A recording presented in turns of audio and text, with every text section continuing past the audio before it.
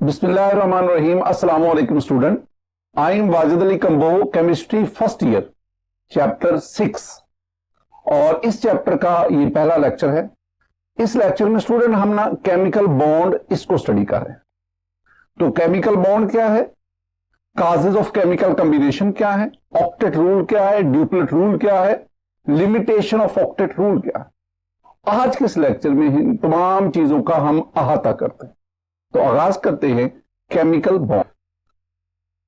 My dear students, bond से मुराद है अट्रैक्शन, या बॉन्ड से मुराद है अट्रैक्टिव फोर्स। यानी पहली बात जो आप ज़हन में बिठाएंगे वो है बॉन्ड, और बॉन्ड का मतलब हुआ अट्रैक्शन, या आप इसे कह लें bond mean attractive force.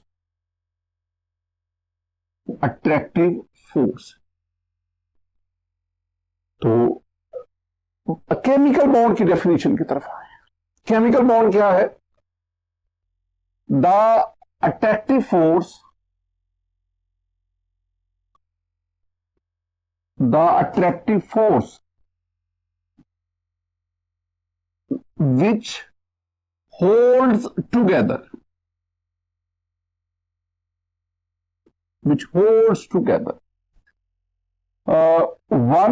two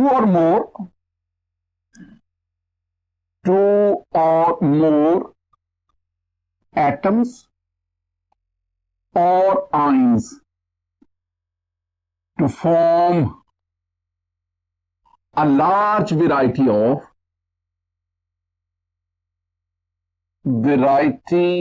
of compounds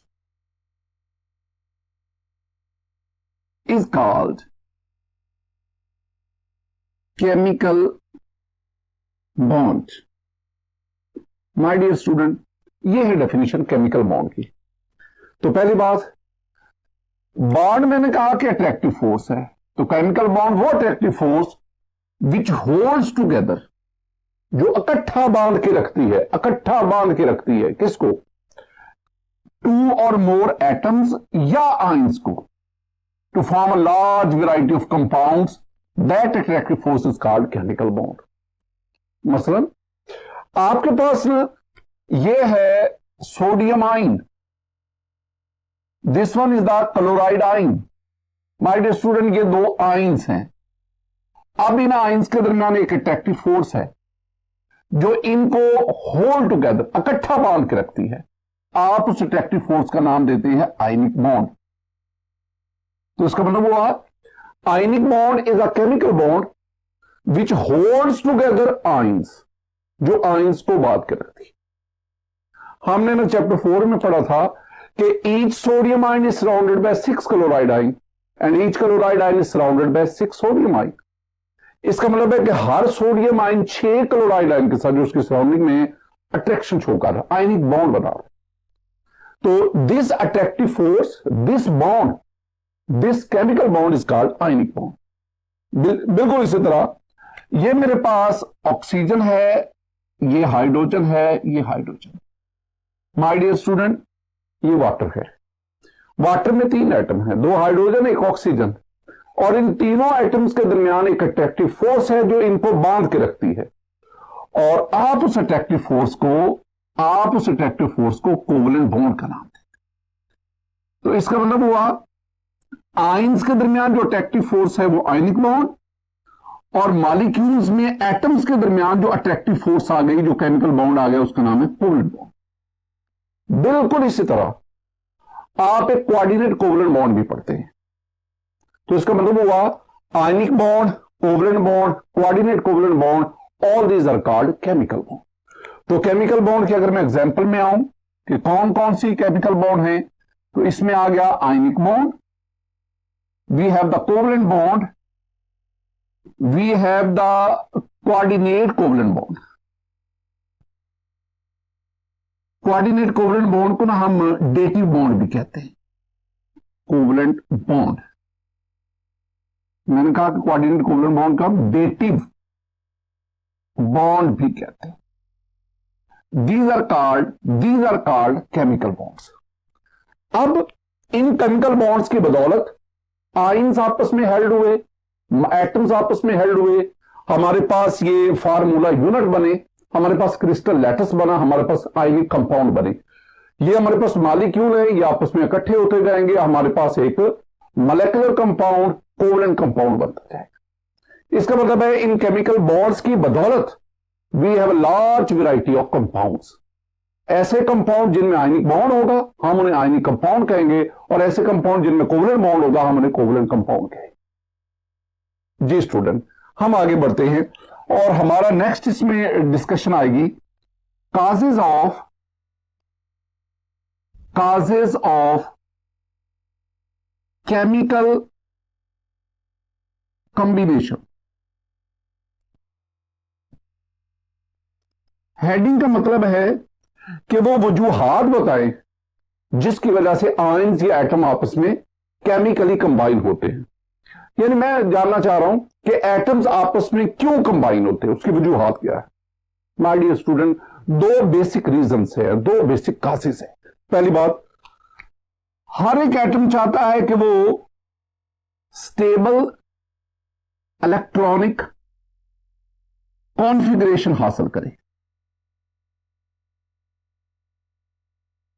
हर एक एटम चाहता है कि वो स्टेबल इलेक्ट्रॉनिक कॉन्फ़िगरेशन हासिल करे। दूसरा, हर एक एटम चाहता है कि वो मॉलिक्यूल या आयनिक कंपाउंड की शक्ल में जाकर वो लोएस्ट एनर्जी स्टेट पे चला जाए। Lowest energy state, because low energy state is the stable state. ये दो वो वजूहात है जिनकी बिना पर एटम जो है वो केमिकल कॉम्बिनेशन शो करते हैं। मैं पहले स्टेबल इलेक्ट्रॉनिक कॉन्फ़िगरेशन की बात करता हूं। क्या मतलब है स्टेबल इलेक्ट्रॉनिक कॉन्फ़िगरेशन की? स्टूडेंट, हमारे पास पीरियोडिक टेबल में ना नोबल गैसेस है। नोबल गैसेस कह लो, हम इसे 8th ए ग्रुप कहते हैं और आप इसे 0 ग्रुप भी कहते हैं। हम इन्हें इनर्ट गैसेस भी कहते हैं। इनर्ट गैसेस, नोबल गैसेस कौन कौन सी हैं? नोबल गैसेस आपके पास है helium, neon, argon, krypton, xenon, radon. These are called noble gases. अब अगर आप इन नोबल गैसेस की प्रॉपर्टी स्टडी करें तो noble gases are almost inert. 3 बातें याद रखनी। Noble gases are almost inert. Inert का मतलब है ये किसी और से रिएक्शन नहीं करते, बॉन्ड नहीं बनाते, केमिकल कॉम्बिनेशन शो नहीं करते। दूसरी बात, यानी पहला पॉइंट आप जेहन में रखेंगे कि noble gases are almost inert. दूसरा पॉइंट है कि हमारे पास ना इन सिर्फ जीनॉन के कुछ कंपाउंड मिले हैं। एक्सेप्शन में आप चले जाओ ना, एक्सेप्शन आपके पास जीनॉन के ना कुछ कंपाउंड्स हैं, यानी जीनॉन XeF4, XeF2 है, XeO, इसके बाद O3 लगा ले। इसी तरह जीनॉन के कुछ कंपाउंड स्टूडेंट मिले। इसका मतलब है कि among noble gases only xenon show a little tendency to react. बाकी जो एक नोबल गैस कभी भी दूसरी नोबल गैस के साथ बॉन्ड नहीं बनाएगी। No bonding between noble gases atoms. My dear student, इसका मतलब हुआ कि नोबल गैसेस के जो एटम हैं वो स्टेबल होते हैं। उन एटम को किसी और के साथ केमिकल कॉम्बिनेशन की कतई जरूरत नहीं। मेरा question, why the atoms of noble gases are stable, उसका आंसर 2 है, 2 बातें। यानी मेरा question, why noble gases are inert. क्यों नोबल गैस का एटम दूसरे एटम के साथ बॉन्ड नहीं बनाता? रीजन क्या है? माय डियर स्टूडेंट, 2 बातें ज़हन में रखें, 2 पॉइंट। नंबर 1, नोबल गैसेस के अभी इलेक्ट्रॉनिक कॉन्फ़िगरेशन देखते हैं तो they have complete outer most orbit, outermost orbit complete होता है। Number 2, noble gases atom have paired electrons in orbitals. ये दो बातें ध्यान में रखें। ये दो वो बेसिक रीजन हैं जिनकी वजह से नोबल गैस के एटम जो हैं वो स्टेबल होते हैं, और स्टेबल होने की वजह से हम कहते हैं वो किसी और के साथ बॉन्ड नहीं बनाते, और यूं हम उनके इलेक्ट्रॉनिक कॉन्फ़िगरेशन को कहते हैं they have stable electronic configuration. अब देखिए, इसमें मेरे पास ये हीलियम है, helium atomic number 2, electronic configuration 1s2। ये हीलियम का न्यूक्लियस, 2 प्रोटॉन, ये फर्स्ट ऑर्बिट, ये फर्स्ट ऑर्बिट जिसे आप के शेल कहते हैं, जिसके लिए n=1 है। माय डियर स्टूडेंट, हमने 2n² का फार्मूला पढ़ा। फर्स्ट ऑर्बिट में मैक्सिमम 2 इलेक्ट्रॉन आ सकते हैं, और हीलियम के इस ऑर्बिट में 2 ही इलेक्ट्रॉन हैं। आई मीन हीलियम का s ऑर्बिटल 2 इलेक्ट्रॉन रखने की वजह से paid electron in s orbital, और दूसरी बात the outer most orbit is completely field. दूसरी तरफ आ जाओ, अगर हीलियम के बाद में नियॉन की बात करूं, atomic number 10, my dear student 1s2, 2s2, 2px, 2py and 2pz। अगर आप इसमें देखें 10 इलेक्ट्रॉन, 2 4 5 6 7 8 9 10, जिनका ये लिखा हुआ ना 1s2, इसका मतलब है this s belong to first orbit, और जिनके साथ ये 2 लिखा हुआ है ना, all these orbital belong to second orbit. Neon के एटम में ये हमारे पास सेकंड ऑर्बिट आ गया, हम इसे कहते हैं एल शेल। इसके लिए n की वैल्यू आ गई 2, और 2n² फार्मूला में क्या बताता है, 2n² फार्मूला में बताता है कि इसमें मैक्सिमम 8 इलेक्ट्रॉन आ सकते हैं। तो my dear student, second orbit में 2 4 6 8, तो 8 इलेक्ट्रॉन्स हैं। इसका मतलब है this orbit is completely filled orbit. मजीद इलेक्ट्रॉन अकोमोडेट करने की गुंजाइश नहीं, ना ये किसी को इलेक्ट्रॉन देगा ना किसी से इलेक्ट्रॉन देगा। दूसरी बात, इस ऑर्बिटल में 2s में 2 इलेक्ट्रॉन, इसमें 2 इलेक्ट्रॉन, इसमें 2 इलेक्ट्रॉन, और इसमें 2 इलेक्ट्रॉन, इसमें 2 इलेक्ट्रॉन। एक ऑर्बिटल में मैक्सिमम 2 इलेक्ट्रॉन आ सकते हैं। तो इसका मतलब है नियॉन के तमाम ऑर्बिटल पेड हैं, पेड इलेक्ट्रॉन। जब किसी भी ऑर्बिटल में 2 इलेक्ट्रॉन आ जाते हैं ना, तो वो 2 इलेक्ट्रॉन जो पेड इलेक्ट्रॉन है वो उस ऑर्बिटल को स्टेबलाइज कर देते। इसका मतलब क्या हुआ, इसका मतलब है नियॉन, इसकी इलेक्ट्रॉनिक कॉन्फ़िगरेशन हमें बताती है कि इसमें किसी और एटम से केमिकल कॉम्बिनेशन की, केमिकल बॉन्ड बनाने की टेंडेंसी नहीं है। नियॉन का एटम ही इंडिविजुअली इंडिपेंडेंटली एग्जिस्ट करता है, इसको मॉलिक्यूल फॉर्म में जाने की कतई कोई जरूरत नहीं है। नियॉन का एटम ही मॉलिक्यूल कहलाता है। इसी तरह माय डियर स्टूडेंट, आप नियॉन के बाद आर्गन पे चले जाओ। Atomic number 18, 1s2, 2s2, 2p6, 3s2, 3px, 3py, 3pz। अगर आप 18 इलेक्ट्रॉन अकोमोडेट करो, 2 और 2 4 6 10 12 13 14 15 16 17 और 18। अब देखिए इसमें 1s2 1 first orbit, 2s2 2p6 second orbit, and this one is the third orbit. Third orbit, अगर आप थर्ड ऑर्बिट में इलेक्ट्रॉन गिनो, 2 ये वाला जो है 2 4 6 8, I mean 8 electron in outermost shell. Similarly इधर देखिए 2 4 6 8, नियॉन के भी आउटर मोस्ट शेल में कितने इलेक्ट्रॉन हैं, 8 इलेक्ट्रॉन। अब अगर आप इसको ना generally neon, argon, krypton, xenon, radon सबके इलेक्ट्रॉनिक कॉन्फ़िगरेशन करें, और सबका आप आउटर मोस्ट शेल देखेंगे ना, तो सबके आउटर मोस्ट शेल में ns2 np6, this one is the general outer most electronic configuration of noble gases. और ये आउटरमोस्ट इलेक्ट्रॉनिक कॉन्फ़िगरेशन हमें क्या बता रही है? माय डियर स्टूडेंट, ये हमें बता रही है कि नोबल गैसेस के वैलेंस शेल में 6 + 2 8 इलेक्ट्रॉन है। अब यहां से ना एक रूल आ गया और वो रूल है ऑक्टेट रूल। Octet rule. अब ऑक्टेट रूल हमें क्या बताता है? ऑक्टेट रूल हमें बताता है कि हर एक एटम की ये टेंडेंसी है कि वो अपने आउटर मोस्ट शेल में 8 इलेक्ट्रॉन लाना चाहता है। The tendency of an atom to have 8 electron in the valence shell, this tendency is called the octet rule. और ऑक्टेट रूल को फॉलो करके हर एक एटम अपनी इलेक्ट्रॉनिक कॉन्फ़िगरेशन नोबल गैसेस जैसा करना चाहता है, क्योंकि नोबल गैसेस की इलेक्ट्रॉनिक कॉन्फ़िगरेशन को हम कहते हैं कि that is stable electronic configuration.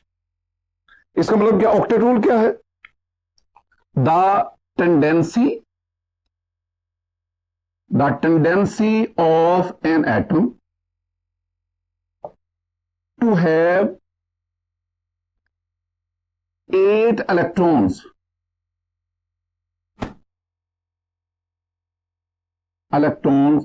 in outermost shell is called octet rule. My dear student, बिल्कुल इसी तरह एक ड्यूपलेट रूल भी है। ड्यूपलेट रूल क्या है कि अपने के शेल में 2 इलेक्ट्रॉन लाने की टेंडेंसी ड्यूपलेट रूल है। जैसे हाइड्रोजन एटम है, लिथियम एटम है, हीलियम ऑलरेडी फॉलो कर रहे हैं ड्यूपलेट रूल। हीलियम के 1s2 एक ही ऑर्बिट है, फर्स्ट ऑर्बिट है, के शेल है और उसमें मैक्सिमम 2 इलेक्ट्रॉन आते हैं, 2 इलेक्ट्रॉन। तो के शेल में 2 इलेक्ट्रॉन लाने का, रखने का जो रुझान है, tendency, that is called the duplet rule. और के अलावा बाकी जो एल एम एन इन शेल्स में 8 इलेक्ट्रॉन उसको रखने का रुझान, that is called the octet rule. अब पीरियोडिक टेबल में मोर देन 112 एलिमेंट्स हैं। हमारी बुक में ना 112 का हो गया, लेकिन 112 से एलिमेंट्स की तादाद बढ़ चुकी है। अब इन 112 में से ना आप 6 माइनस कर दो, ये नोबल गैसेस माइनस कर दो, बाकी आपके पास जो है ना वो 106 अबाउट 106 एलिमेंट्स है। और ये जो 106 एलिमेंट्स है ना, इनके एटम्स चाहते हैं कि उनके इलेक्ट्रॉनिक कॉन्फ़िगरेशन नोबल गैसेस जैसी है। अब अपनी इलेक्ट्रॉनिक कॉन्फ़िगरेशन को नोबल गैसेस जैसा करने के लिए ये एटम्स क्या करते हैं? ये एटम्स लॉस ऑफ इलेक्ट्रॉन करते हैं, गेन ऑफ इलेक्ट्रॉन करते हैं, शेयरिंग ऑफ इलेक्ट्रॉन करते हैं। तो लॉस ऑफ इलेक्ट्रॉन से, गेन ऑफ इलेक्ट्रॉन से इनके पास कैटाइन और एनाइन बनते हैं और उन एनाइंस और कैटाइन के दरमियान आयनिक बॉन्ड बनता है। और शेयरिंग ऑफ इलेक्ट्रॉन की बदौलत उनके दरमियान कोवेलेंट बॉन्ड बनता है। और यूं इन केमिकल बॉन्ड की बदौलत ये एटम जो है ये वेरियस कंपाउंड्स में कन्वर्ट होते गए। तो इसका मतलब है ये जो वेरियस कंपाउंड्स बनते हैं, ये जो केमिकल कॉम्बिनेशन होता है, इसकी जो बुनियादी वजह है वो ये है कि एटम की ये खूबी है या एटम ये चाहता है कि उसके इलेक्ट्रॉनिक कॉन्फ़िगरेशन जो है वो नोबल गैसेस जैसी। मसलन आप ना स्टूडेंट इस टेबल को देखें, इस टेबल में मेरे पास ये डिफरेंट एटम्स हैं। इन एटम्स की इलेक्ट्रॉनिक कॉन्फ़िगरेशन आपके पास। अब आगे मैंने ना बताया है कि इलेक्ट्रॉन गेन या लूज करने से पहले इनके इलेक्ट्रॉनिक कॉन्फ़िगरेशन और इलेक्ट्रॉन गेन या लूज करने के बाद इनके electronic configuration. First of all you have the sodium atom. My dear student, sodium atom, इसके इलेक्ट्रॉनिक कॉन्फ़िगरेशन आप देखें तो इलेक्ट्रॉनिक कॉन्फ़िगरेशन में आपके पास वैलेंस शेल में 1 इलेक्ट्रॉन आ रहा है। जब सोडियम का एटम वो 1 इलेक्ट्रॉन लूज करेगा तो सोडियम की इलेक्ट्रॉनिक कॉन्फ़िगरेशन जो है वो नियॉन जैसी हो जाएगी, नोबल गैस जैसी हो जाएगी और यूं सोडियम एटम सोडियम आयन में कन्वर्ट हो जाएगा। इसके बरक्स अगर आप सोडियम की बजाय मैग्नीशियम एटम की बात करो तो मैग्नीशियम एटम की इलेक्ट्रॉनिक कॉन्फ़िगरेशन हमें बता रही कि इसके वैलेंस शेल में 2 इलेक्ट्रॉन है। After the loss of these 2 electrons we get the Mg2+ magnesium dipositive ion बना और इस मैग्नीशियम डाई पॉजिटिव आयन की इलेक्ट्रॉनिक कॉन्फ़िगरेशन नियॉन जैसी है, नोबल गैस जैसी। मतलब यह हुआ कि सोडियम और मैग्नीशियम ये दोनों मेटल्स हैं, इन्होंने अपने वैलेंस शेल में मौजूद इलेक्ट्रॉन का लॉस किया और लॉस करने के बाद इनके electronic configuration nearest noble gas neon जैसी होगी। इसके बरक्स अगर आप इस क्लोरीन एटम को देखें, इसकी इलेक्ट्रॉनिक कॉन्फ़िगरेशन हमें बता रही है कि इसके वैलेंस शेल में 7 इलेक्ट्रॉन है। अकॉर्डिंग टू ऑक्टेट रूल इसके वैलेंस शेल में 1 इलेक्ट्रॉन और ऐड होगा, और जब आप क्लोरीन के एटम में एक और इलेक्ट्रॉन ऐड करेंगे you have the chloride ion. अब ये जो क्लोराइड आयन बना इसके वैलेंस शेल में अब 8 इलेक्ट्रॉन है, और क्लोराइड की इलेक्ट्रॉनिक कॉन्फ़िगरेशन जो है वो आर्गन जैसी है, एक और नोबल गैस जैसी। सिमिलरली अगर आप ऑक्सीजन एटम की बात करें स्टूडेंट, तो ऑक्सीजन एटम के वैलेंस शेल में अगर आप देखेंगे तो ऑक्सीजन एटम के वैलेंस शेल में 6 इलेक्ट्रॉन है। 2 और इलेक्ट्रॉन गेन करके ये आपके पास O-2 ऑक्साइड आयन बना, और यूं इसकी इलेक्ट्रॉनिक कॉन्फ़िगरेशन जो है वो नियॉन जैसी होगी। इसमें आप क्या देख रहे हैं, इसमें हम ये देख रहे हैं कि ये जो एटम्स है ये by the loss of electron या by the gain of electron ये अपनी इलेक्ट्रॉनिक कॉन्फ़िगरेशन जो है वो नोबल गैस जैसी, नियरेस्ट नोबल गैस जैसी कर देते हैं, और यूं ये आयंस की फॉर्म में जाकर अपने आप को स्टेबलाइज कर सकते हैं। माय डियर स्टूडेंट, इसके बरक्स आपने एटम्स के दरमियान शेयरिंग ऑफ इलेक्ट्रॉन भी पढ़ा है। मसलन मेरे पास ना ये हाइड्रोजन का एटम है, ये हाइड्रोजन का एटम है, इसके वैलेंस शेल में कितने इलेक्ट्रॉन है? 1। ये मेरे पास क्लोरीन का एटम है, chlorine belong to seventh group, it has 7 electron, 1 2 3 4 5 6 7। तो क्लोरीन के वैलेंस शेल में 7 इलेक्ट्रॉन्स। अब होता क्या है, क्लोरीन को अपना ऑक्टेट कंप्लीट करना है, 1 इलेक्ट्रॉन चाहिए। हाइड्रोजन को अपना ड्यूप्लेट कंप्लीट करना है, 1 इलेक्ट्रॉन चाहिए। अब क्या होगा, क्लोरीन और हाइड्रोजन में नेगोशिएशन होगी। क्लोरीन कहेगा मुझे 1 इलेक्ट्रॉन दे दो, हाइड्रोजन कहेगा मुझे 1 इलेक्ट्रॉन दे दो। अब क्या होगा, अब दोनों इस नतीजे पर पहुंचेंगे कि वो 1-1 इलेक्ट्रॉन की क्या कर लेंगे, शेयरिंग। अब ये जो इलेक्ट्रॉन का पेयर बना, 2 इलेक्ट्रॉन, इलेक्ट्रॉन का जो पेयर बना, इस इलेक्ट्रॉन को पेयर को हम कहते हैं शेयर्ड इलेक्ट्रॉन पेयर। अब ये जो शेयर्ड इलेक्ट्रॉन पेयर है ये दोनों एटम के दरमियान साझा है, मुश्तरक है, कॉमन है। अब ये शेयर्ड इलेक्ट्रॉन पेयर कुछ देर अपना क्लोरीन के गिर्द रिवॉल्व करेगा और कुछ देर ये हाइड्रोजन के गिर्द रिवॉल्व करेगा, और यूं ये शेयर्ड इलेक्ट्रॉन पेयर दोनों एटम के दरमियान अट्रैक्शन का बॉन्ड का बायस बनेगा। अब इसमें ना तो लॉस ऑफ इलेक्ट्रॉन हुआ ना गेन ऑफ इलेक्ट्रॉन हुआ, तो ऐसा बॉन्ड जो शेयरिंग ऑफ इलेक्ट्रॉन से बना that is called the covalent bond. इस तरह आपके पास 2 किस्म की बॉन्डिंग होगी, एक आयनिक और कोवलेंट एनायन कैटायन के दरमियान आयनिक बॉन्ड, और एक जो शेयरिंग ऑफ इलेक्ट्रॉन की वजह से कोवलेंट बॉन्ड। इसी तरह अगर ये इलेक्ट्रॉन का पेयर जो अभी शेयर्ड हुआ है, अगर ये इलेक्ट्रॉन का पेयर एक ही इलेक्ट्रॉन डोनेट करे तो फिर उसे हम कोऑर्डिनेट कोवलेंट बॉन्ड कहते हैं। माय डियर स्टूडेंट, ये जो आयनिक बॉन्ड है, ये जो कोवलेंट बॉन्ड है, ये जो कोऑर्डिनेट कोवलेंट बॉन्ड है, इसकी डेफिनेशन क्या है, इसकी फॉर्मेशन क्या है, इसके एग्जांपल क्या है, और वो कंपाउंड जिनमें ये बॉन्ड पाए जाते हैं उनकी प्रॉपर्टीज क्या है, ये तमाम चीजें हम इसी चैप्टर में आगे चल के पढ़े। माय डियर स्टूडेंट, अब तक हमने क्या पढ़ा? अब तक हमने ये पढ़ा है कि तमाम एटम केमिकल बॉन्ड इसलिए बनाते हैं ताकि उनके इलेक्ट्रॉनिक कॉन्फ़िगरेशन नोबल गैस जैसी हो जाए और यूं वो मॉलिक्यूल की शक्ल में या आयनिक कंपाउंड की शक्ल में कन्वर्ट हो जाते। अब अगली बात, क्या ऑक्टेट रूल को फॉलो करके स्टेबिलिटी गेन करना, क्या ये एक हार्ड एंड फास्ट रूल है? क्या तमाम एटम्स इसको ओबे करते हैं? आंसर नहीं। माय डियर स्टूडेंट, याद रखना, ऑक्टेट रूल को ज्यादातर ना सेकंड पीरियड के एलिमेंट ओबे करते हैं। जो थर्ड पीरियड के एलिमेंट्स हैं या ऐसे एलिमेंट्स जिनमें डी ऑर्बिटल इंवॉल्व हो जाता है, वो ऑक्टेट रूल से डेविएट कर रहे होते हैं। जरा आए limitations and exceptions of octet rule. मैं आपको 2 बातें समझाता हूं। पहली बात, नंबर 1,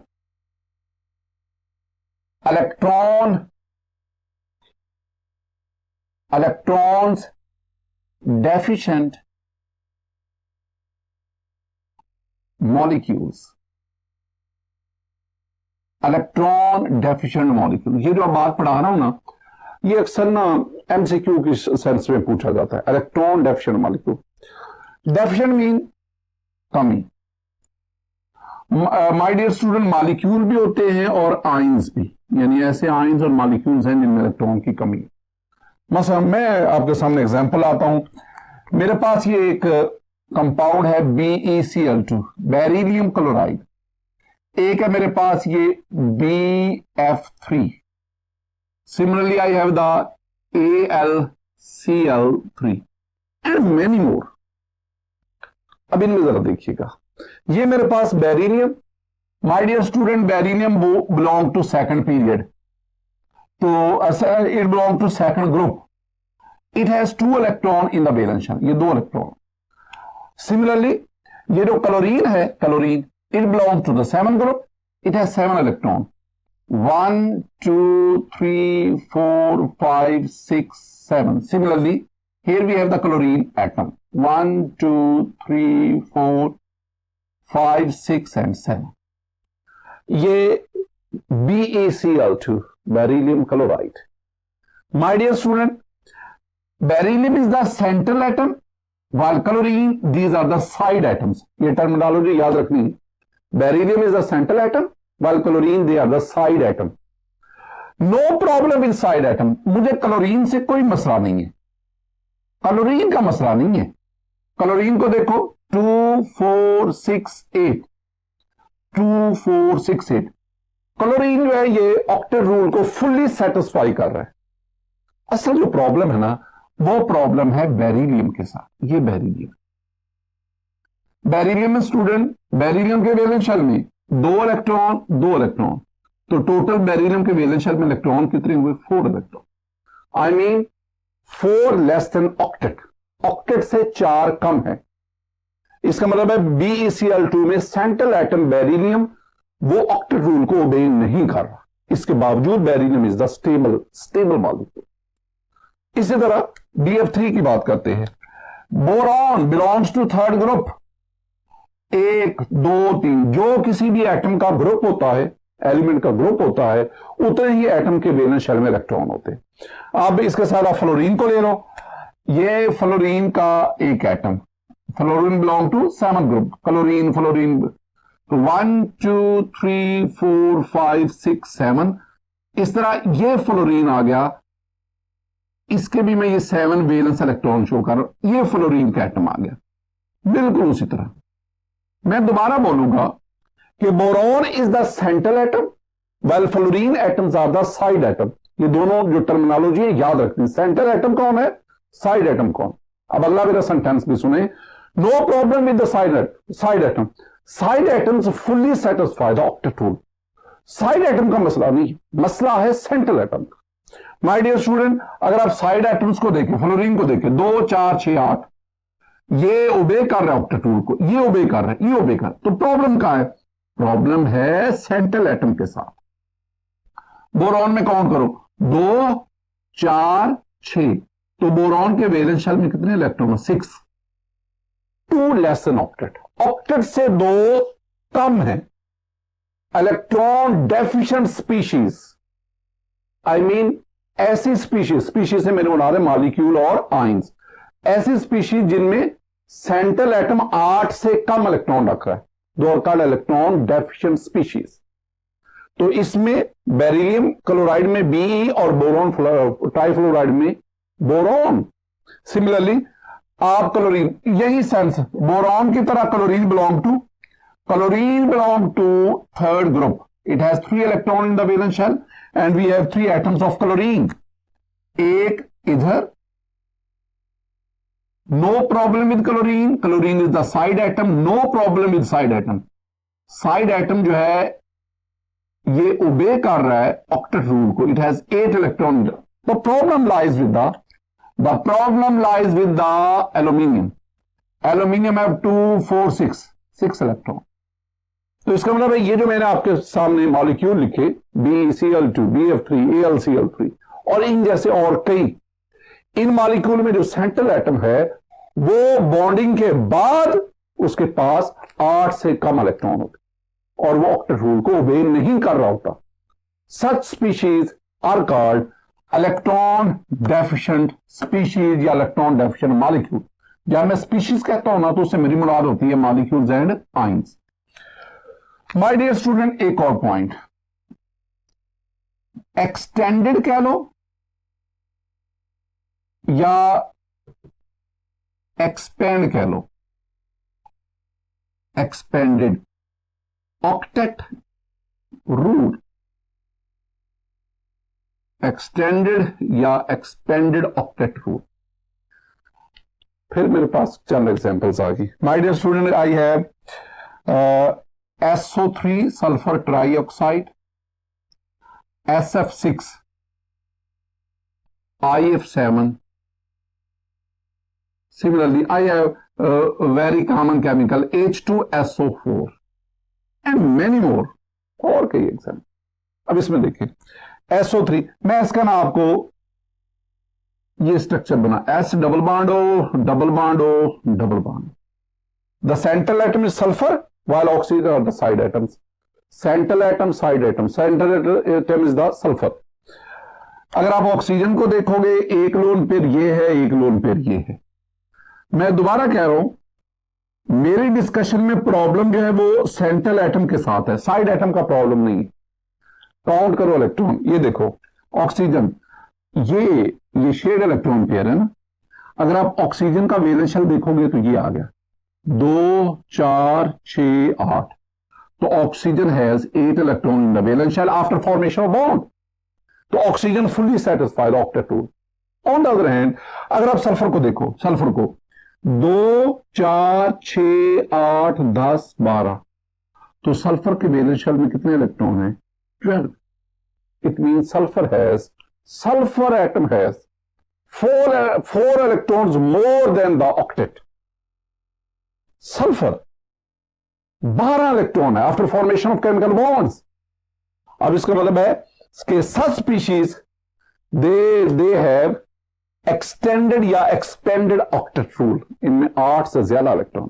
सिमिलरली SF6 की बात करते हैं, सल्फर सेंट्रल, एक फ्लोरीन, दूसरा फ्लोरीन, तीसरा फ्लोरीन और चौथा फ्लोरीन।